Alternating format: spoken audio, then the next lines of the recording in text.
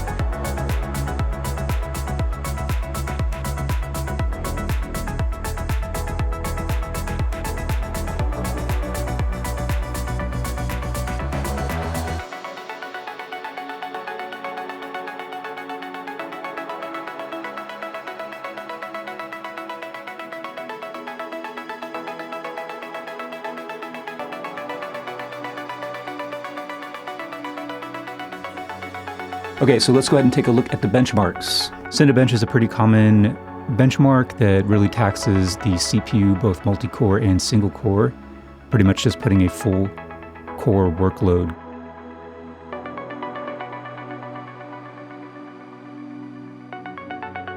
Geekbench is more of a general computing benchmark, which gives an idea of how your computer runs in sort of everyday tasks.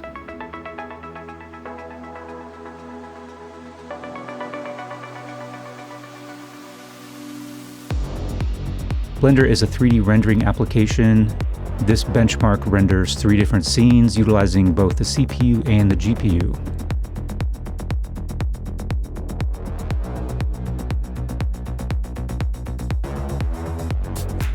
For the Resolve export, there's some interesting findings here. The M1 is able to hold its own in video editing. That just lets you know that benchmarks are one thing. They kind of give you an idea of just the overall potential, basically the raw power, but they don't necessarily tell you like the day-to-day use and how software is actually going to take advantage of the power of that computer. Also how software can take advantage of can optimize for certain hardware configurations.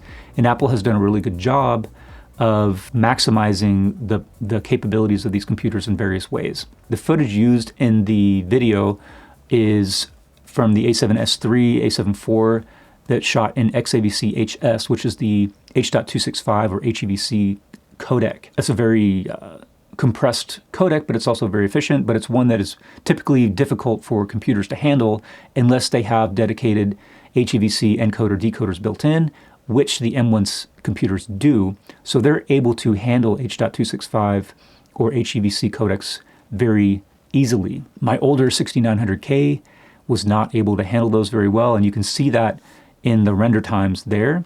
Even though it had the 3080, just like the 7950X did, it still suffered quite a bit. The 7950X also has built-in HEVC encoders decoders, so the program is able to leverage the CPU in addition to the GPU to handle those types of codecs much better than the older processor. I also was curious to see, so taking that same footage and rendering it to an H.264 video, interestingly, the 7950X was able to do that in 2 minutes and 50 seconds. Whereas the M1 MacBook Pro, if it were to take the H.265 footage and render it out into an H.264 video, that took it 7 minutes and 5 seconds. I don't know if there's a definitive conclusion to draw from that information, other than to say, try out different combinations when you are working with footage. The Shadow of the Tomb Raider benchmark I ran at 1080 low. So the reason for running at 1080 low is because that will put the most load on the CPU and give you a much better indication of the relative power of a CPU in games as opposed to the GPU. So the GPU is essentially waiting on the CPU in 1080 low resolution, 1080 low settings. It's cool that, you know, if you wanted to run a game like Shadow of the Tomb Raider, which is a pretty graphically intensive game and has a lot of settings options, you can still get something that's going to work decently well on the M1 MacBook Pro. The Max and the Ultra versions of the M1 chips will do way better than this base model M1 MacBook Pro.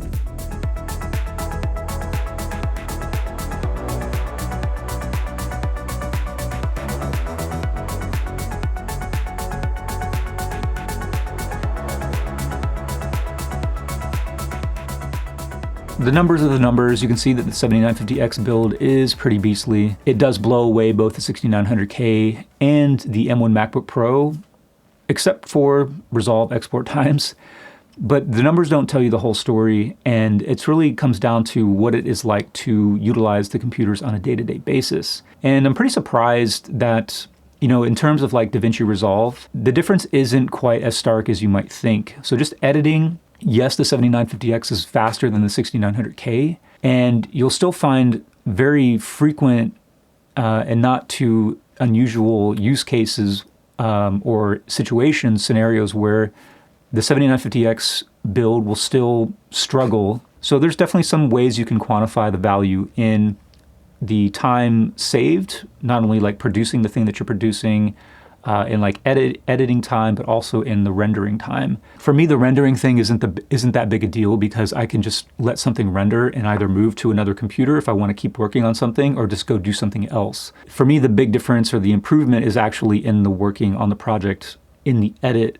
There are some significant improvements in that process on the 7950X system over the 6900K. But I do think that the M1 MacBook Pro, given like all the optimizations and the hardware trickery that Apple is able to pull off, the difference isn't quite as big. Let me know if you have any questions or comments. I always appreciate some feedback. Anyway, thanks for watching. See you in another video.